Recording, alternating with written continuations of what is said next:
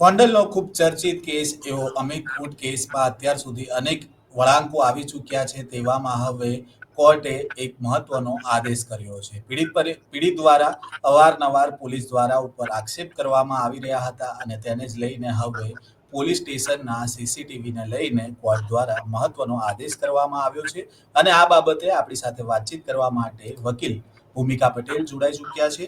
આપણે તેમની સાથે સીધી વાતચીત કરીશું. ભૂમિકાબેન, સૌથી પહેલા તો જે આ કેસ હતો, કઈ જગ્યાએ કોર્ટમાં અરજી કરવામાં આવી હતી, કોના દ્વારા કરવામાં આવી હતી, અને આ કેસ શું હતો? આજે સગીરા છે જે હાલના કેસમાં સહ આરોપી પણ છે, જેને કાયદાના સંઘર્ષમાં આવેલી બાળ કિશોરી કહેવાય હતી, એના હમ. દ્વારા ફરિયાદ કરવામાં આવી હતી. પૂજાબેન રાજગોરે પણ ફરિયાદ કરી છે અને એમાં બંનેના આક્ષેપો એક સમાન હતા કે બંનેને 2 દિવસ સુધી પોલીસ દ્વારા ઇનલીગલ કસ્ટડીમાં રાખવામાં આવી હતી અને એમાં એમના દ્વારા એવું હમ. પ્રેશર કરવામાં આવ્યું કે તમે ચોક્કસ વ્યક્તિઓના નામ ખોલો, જેની હમ. અંદર આક્ષેપ એવા હતા કે એમને 6 વ્યક્તિના નામ ખોલવાનું કીધું હતું. જે હમ. અનિરુદ્ધસિંહ જાડેજા છે, રાજદીપસિંહ જાડેજા છે, સંજયભાઈ પંડિત એડવોકેટ છે અને દિનેશભાઈ પાતર એડવોકેટ છે. એ 4 જણાના પૂજાબેન રાજગોર અને રહીમ મકરાણીનું નામ ખોલવાનું પોલીસ દ્વારા આ લોકોને શીખવવામાં આવ્યું હતું, એવું આ બંનેના આરોપ હતા. અને સાથે એમ પણ કહેવામાં સગીરા દ્વારા વધારે આરોપ લગાવવામાં આવ્યા હતા કે જ્યારે એ ઓબ્ઝર્વેશન હોમમાંથી છૂટી ગઈ ત્યારબાદ પણ જયરાજસિંહના અને ગણેશભાઈ જાડેજાના માણસો એમને ત્યાંથી લેવા આવતા હતા, મૂકવા આવતા હતા, એમને ધાક ધમકી આપતા હતા કે અમે કહીએ એ પ્રમાણે તમારે કોર્ટ સમક્ષ નિવેદન આપવાના છે. અને એની હમ. અંદર પોલીસ અધિકારીઓ પણ ઇન્વોલ્વ હતા. એટલે આ તમામ હકીકતોને લઈને જે સગીરા છે એના દ્વારા ગોંડલ કોર્ટમાં ફરિયાદ દાખલ કરવામાં આવી હતી અને એમાં બનાવ સ્થળ ગોંડલ તાલુકા પોલીસ સ્ટેશન આવતું હતું, ડીવાયએસપી ઓફિસ આવતી હતી અને 3 દિવસ હમ. સુધી એને જે શ્રી હોટલ છે એની અંદર ગોંધી રાખવામાં આવી હતી. એટલે આ બધી જગ્યાના સીસીટીવી ફૂટેજની અમે માંગણી કરી હતી, પણ એની અંદર અમે તમને અગાઉ કીધું એમ હાસ્યાસ્પદ જવાબ હતો પોલીસનો કે પોલીસ સ્ટેશનની અંદર 1 મહિનાથી સીસીટીવી હમ. કેમેરા છે એની અંદર શોર્ટ સર્કિટ થઈ જાય છે એટલે અમારી પાસે ડેટા ઉપલબ્ધ નથી. અને હમ. સાથે સાથે શ્રી હોટલે એવું કીધું હતું કે અમારી પાસે એટલું બેકઅપ નથી, તમે જે તારીખનું સીસીટીવી હમ. ફૂટેજીસ માંગો છો એ બેકઅપ નથી. એટલે અમે કોર્ટમાં નવી અરજી દાખલ કરી હતી કે જો તમારા પોલીસ સ્ટેશનમાં ખરેખર સીસીટીવી જે કેમેરા છે એની અંદર શોર્ટ સર્કિટ થઈ ગયું હોય તો એનો ડીવીઆર હમ. ને જે એનવીઆર ને પીઓઆઈ સ્વિચ આવે બધું એફએસએલ કરાવવામાં આવે, કોર્ટ દ્વારા કબજે કરવામાં આવે તો ખ્યાલ આવી જાય કે ભાઈ ખરેખર શોર્ટ સર્કિટ થયા હતા કે પોલીસ દ્વારા જાણી જોઈને પુરાવાનો નાશ કરવામાં આવ્યો હતો. એટલે એ અમારી જે માંગણી છે કોર્ટે ગ્રાહ્ય રાખી છે અને એમને ઓર્ડર કર્યો છે કે જે આ પોલીસ સ્ટેશનનો ડીવીઆર એનવીઆર છે એ અને જે શ્રી હોટલની અંદરના જે ડીવીઆર છે એને કબજે હમ. કરવામાં આવે અને એને એફએસએલ અર્થે મોકલવામાં આવે. અને આ સાથે સાથે બીજી એક ટેકનિકલ વસ્તુ હોય છે કે જ્યારે પોલીસ સ્ટેશનના કેમેરાની અંદર કોઈ ખામી હોય તો જનરલી સ્ટેશન ડાયરીની અંદર એની નોંધ કરવાની હોય છે. તો પોલીસે જી. એવું કર્યું હતું કે એમણે ઓનલાઈન સ્ટેશન ડાયરી છે કોર્ટ સમક્ષ રજૂ કરી હતી, પણ ઓફલાઈન જે સ્ટેશન ડાયરીનો ઉતારો હોય એ રજૂ કરવાનો એ કોર્ટ સમક્ષ રજૂ નતો કર્યો. એટલે અમે કોર્ટ પાસે એ પણ માંગણી કરી હતી કે જો એમણે ખરેખર સીસીટીવી કેમેરા જ્યારે બગડ્યા હતા ત્યારના એમણે કોર્ટ સ્ટેશન ડાયરીમાં નોંધ હોવી જોઈએ, તો એ સ્ટેશન ડાયરીનો ઉતારો પણ મંગાવવામાં આવે, તો એ પણ કોર્ટ દ્વારા એમને ઓર્ડર કરવામાં આવ્યો છે કે એ ઉતારો પણ કોર્ટમાં રજૂ કરવામાં આવે. પરંતુ જે ઓફલાઈન જે સ્ટેશન ડાયરીની વાત છે, એમાં શું આશંકા છે કે એમાં કશું છેડછાડ થયું હોય આ સીસીટીવીની જે નોંધ કરવામાં આવી હોય? હા, ચોક્કસ. જો સૌથી પહેલા તો જે ઓનલાઈન સ્ટેશન ડાયરી રજૂ કરી છે એમાં પણ છેક 9/5 અમારા જે આક્ષેપો છે અગાઉના છે, હમ. 5/5 થી લઈને 6/5 છે. અને એમાં જે સ્ટેશન ડાયરીમાં જે નોંધ કરવામાં આવી છે કે કેમેરા ખરાબ છે એ પણ છેક 9/5 કરવામાં આવી છે. એટલે સૌથી પહેલા તો સ્ટેશન ડાયરીની અંદર એન્ટ્રી જ મોડી છે, કારણ કે જે દિવસે સીસીટીવી બંધ થયા છે એ દિવસે તમારે સ્ટેશન ડાયરીમાં નોંધ કરવાની હોય, એ નોંધ નથી. અને એ 9/5 પણ જે નોંધ કરવામાં આવી છે એ નોંધમાં પણ કોઈ છેડછાડ થયાની અમને આશંકા છે. એટલા માટે અમે ઓફલાઈન સ્ટેશન ડાયરીનો ઉતારો પણ માંગ્યો છે. પરંતુ સતત તમે જે કેસ લડી રહ્યા છો તેમાં રાજકોટની કોર્ટ હોય કે ગોંડલની કોર્ટ હોય, અનેક અરજીઓ થઈ આ બાબતે કે પોલીસ સ્ટેશનના સીસીટીવી જાહેર કરવામાં આવે, પરંતુ હજી સુધી તમને કોઈ સીસીટીવી પ્રોવાઈડ કરવામાં આવ્યા છે જેને લઈને તમારી શંકાઓ છે?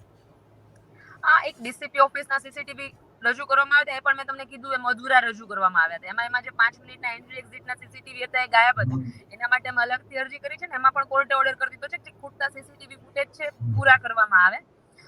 અને ગોંડલ તાલુકાએ તો એમ જ કહી દીધું કે શોર્ટ સર્કિટ છે એટલે એના પણ સીસીટીવી નથી મળ્યા. શ્રી હોટલના સીસીટીવી મળ્યા તો એ પણ જે અમારે જે તારીખના જોઈતા હતા એ તારીખના સીસીટીવી ફૂટેજ તો મળ્યા જ નથી.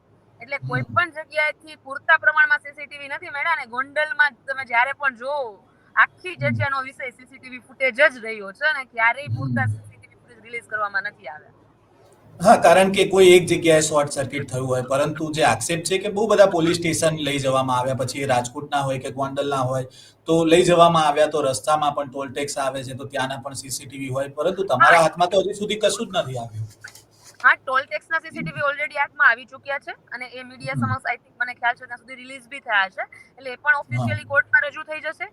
એટલે એના તો સીસીટીવી આવી જ ગયા છે, પણ એ લોકોએ આ દરમિયાન જે કારનો ઉપયોગ કર્યો છે, કાળા કાચવાળી ગાડીનો ઉપયોગ કર્યો છે.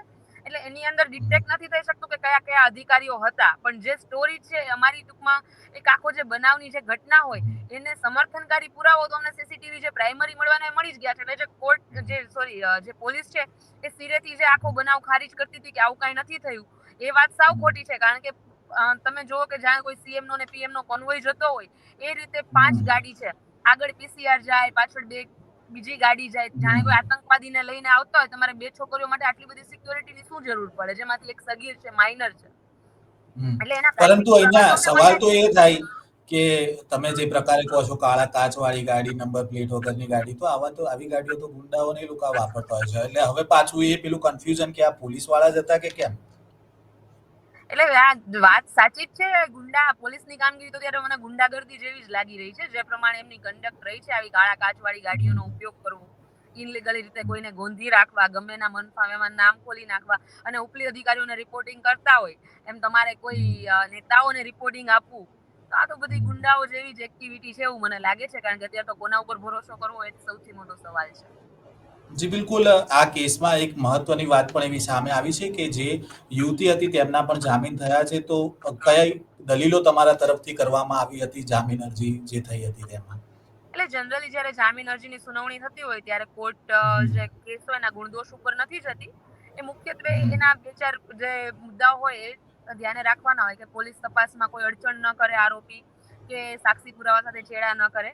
એટલે એ તમામ શરતોની અમે બાંહેધરી આપી હતી કોર્ટને. અને એક કાયદાનો પ્રસ્થાપિત સિદ્ધાંત છે કે જ્યાં સુધી કોઈ વ્યક્તિ ઉપર ગુનો સાબિત ન થાય ત્યાં સુધી એને નિર્દોષ માનવામાં આવે અને પ્રી ટ્રાયલ પનિશમેન્ટ ના થવી જોઈએ. એટલે આ તમામ મુદ્દાને આધીન અમે કોર્ટ સમક્ષ રજૂઆતો કરી હતી ને તમામ કોર્ટે માન્ય રાખી છે અને અત્યારે અમને શરતી જામીન ઉપર છોડ્યા છે. જી બિલકુલ, અને એક બીજી વાત પણ એવી આવી છે કે જે સગીરા છે તેમને વડોદરા સંરક્ષણ ગૃહમાં મોકલવામાં આવ્યા છે. તો શું કારણ હતું તેની પાછળ? એટલે જ્યારે કોઈ જુવેનાઇલ વિરુદ્ધ જ્યારે કોઈ કેસ ચાલતો હોય ત્યારે જનરલી એના જામીન એવી રીતે થાય કે એમના કોઈ પણ એક નેચરલ પેરેન્ટ હોય એને એની કસ્ટડી સોંપવામાં આવે કે તમારે આ બાળકને સાચવી લેવાનું છે. એ શરત ઉપર કોર્ટ જામીન આપતી હોય છે. તે સમયે એમના ફાધરને કસ્ટડી આપવામાં આવી હતી જે સગીરા છે એની. પણ સગીરાના આક્ષેપ એવા હતા કે એમના ફાધર દ્વારા જ એને દબાણ કરવામાં આવતું હતું કે તું જયરાજસિંહ જાડેજા અને ગણેશ જાડેજા એમના માણસો કે એ પ્રમાણે તું નિવેદન આપ ને તું એ પ્રમાણે કન્ફેશન આપ. સગીરાએ ત્યાં સુધી પણ કીધું કે મેં એવું પણ કીધું કે પપ્પા આમાં મને હું આવું ખોટું કન્ફેશન આપું તો મારા વિરુદ્ધ પણ કાર્યવાહી થઈ શકે ને મને પણ સજા થાય. એમ હું આવું ખોટું નહીં કરું.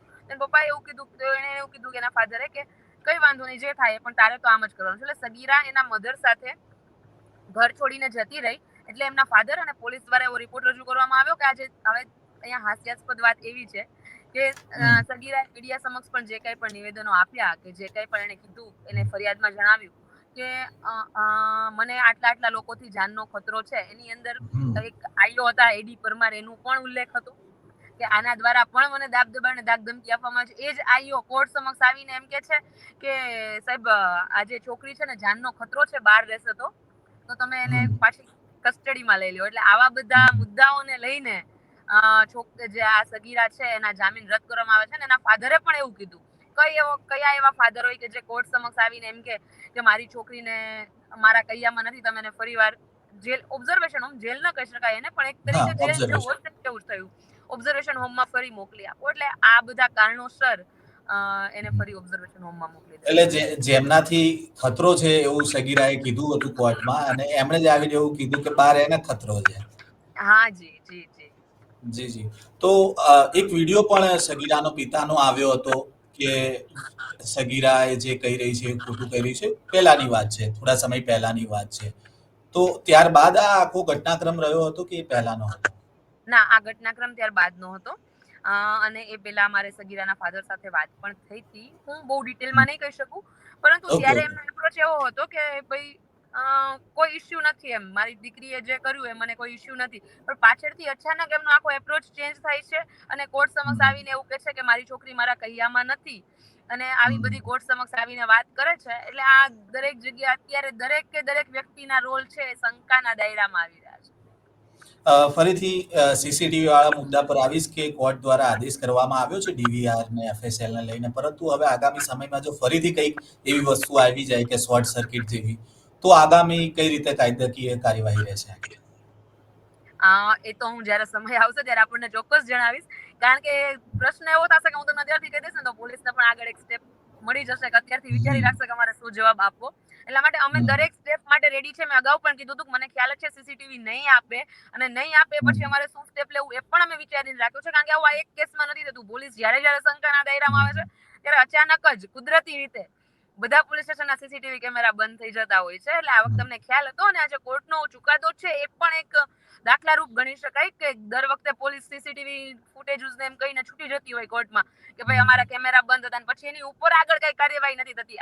એનાથી પહેલી વાર કદાચ મને એવું લાગે છે કે બન્યું હશે કે એનાથી એક સ્ટેપ આગળ જઈને કોર્ટે ઓર્ડર કર્યો છે કે ભાઈ તમારે જો શોર્ટ સર્કિટ હતો તો તમે એનું એફએસએલ કરાવો. એટલે આ એક સીમાચિહ્ન રૂપ ઓર્ડર મને લાગી રહ્યો છે અત્યારે. કારણ કે આ સવાલ એટલા માટે થાય કારણ કે તમે જે પોલીસ સ્ટેશનના સીસીટીવી માંગ્યા છે ત્યાં કંઈક ને કંઈક નવી વાત જાણવા મળી છે ને તમને સીસીટીવી નથી મળ્યા હજી સુધી. એટલે આગામી સમયમાં એવું પણ કશું થઈ શકે. આ તો એક આશંકા વ્યક્ત કરવામાં આવી રહી છે. ના, તમારી આશંકા બિલકુલ એકદમ વ્યાજબી છે. કારણ કે આવું થતું જ રહ્યું હોય છે.